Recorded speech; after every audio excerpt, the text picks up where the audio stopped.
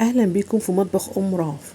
لو بتحبي الشيش طاووق او الطبق ده شكله عاجبك، يبقى لازم تكملي معايا الوصفه دي للنهايه. والسر حلاوه الشيش طاووق في التتبيله بتاعتنا النهارده بسيطه قوي، بهاراتها كلها موجوده في كل مطبخ، مستغناش عنها في مطبخنا. ولو اول مره بتشوفيني ما تحرمنيش من لايك والشير عشان الفيديو بتاعنا يوصل لكل حبايبنا. يلا نصلي على رسول الله عليه افضل الصلاه والسلام ونبدا وصفتنا النهارده. انا النهارده استخدمت معايا كيلو من الوراك.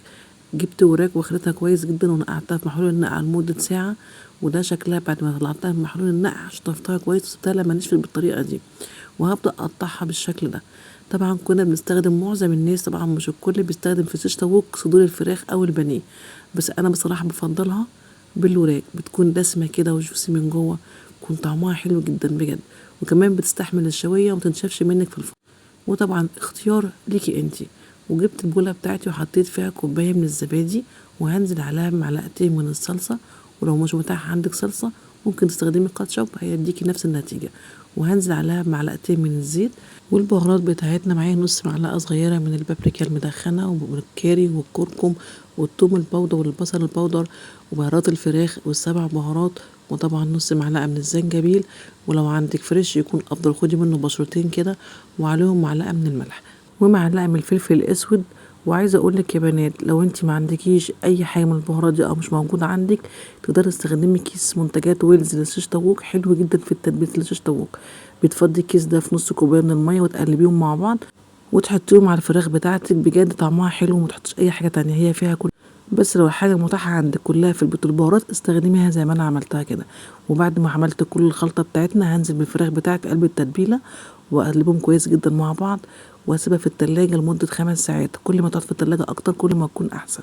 وعايزه اقول لك كمان، الناس اللي بتقول ما حطيتش ليمون في التتبيله ولا حطيت خل هتكون الفراخ زفره، هقول لك لا، انا استخدمتهم في محلول النقع اكتفيت بكده، ما احتاجتهمش تاني في التتبيله. ودلوقتي بعد مرور 5 ساعات في التلاجة على الشيش طاووق هبدأ ان انا احضره او اجهزه للاكل. اول حاجة جبت خليط الشيش طاووق، نقعتها الاول في مية لحد ما طلعت معاكي، يعني تاخدش معاكي 20 دقيقة بالظبط. قبل ما تقطعي الفلفل والطماطم بتكون نقعت شوية في المية عشان تكون طرية معاكي وما تتكسرش وانتي بتحطي فيها الفراخ. وهشكل العصيان بتاعتي بالشكل اللي انت شايفاه دوت. حابه تشيلي حاجه او تزودي حاجه في الخضروات طبعا زي ما تحبي. انا مستخدمه فلفل الوان احمر واصفر، ومستخدمه كمان طماطم وبصل. احنا بنحب بصراحه الخضروات المشويه جدا، بتكون طعمها حلو مع الاكل، فطبعا ده اختياري ليكي انت، وشكلها بالشكل اللي انت عايزاه. وبعد ما خلصت من كل الكميه في التشكيل، وهبدأ ان انا اسوي بقى الشطاووق بتاعي. انا هنا استخدمت صينية حطيت فيها بطاطس متقطعة بالشكل ده، ونزلت عليها بكل الخضار متبقى عندي من التشكيل. وبعد كده هنزل عليهم بمعلقتين من الزيت وشوية من تتبيلة الشيش طاووق، وهقلب كل ده مع بعضه. وبعد كده احط الشبكة بتاعتنا دهنة بسيطة جدا من الزيت، وهبدأ ارص عندي كل اسيخ بالشكل ده. واي تتبيله عندك باقيه حطيها على وش الفراخ بالطريقه دي. وبعد كده هنا بقى خطوه التسويه هنا اختياريه. انا هنا مش هغطي الشيش بتاعي، انا هخليه زي ما هو كده واحطه في الفرن على حراره 220 من تحت، وبعد كده اطلعه في النص وهوطي النار شويه عشان يستوي من جوه ومن بره ومن تحت ومن فوق. وهضيف كوبايه ونص من الميه المغليه كده في الصينيه من الجنبين كده، نص هنا ونص هنا، بحيث تسوي البطاطس منها وما تتحرقش وتكون ناشفه معاكي. ومش هغطي الصينيه بتاعتنا، احطها زي ما هي. انما لو مستخدمه صدور فراخ يا ريت تغطيها بفويل عشان الفراخ بتنشف بسرعه جدا متاخدش معاكي وقت. وده شكلها بعد ما عدى عليها نص ساعه في الفرن. بصراحه ما شاء الله شكلها عامل ازاي.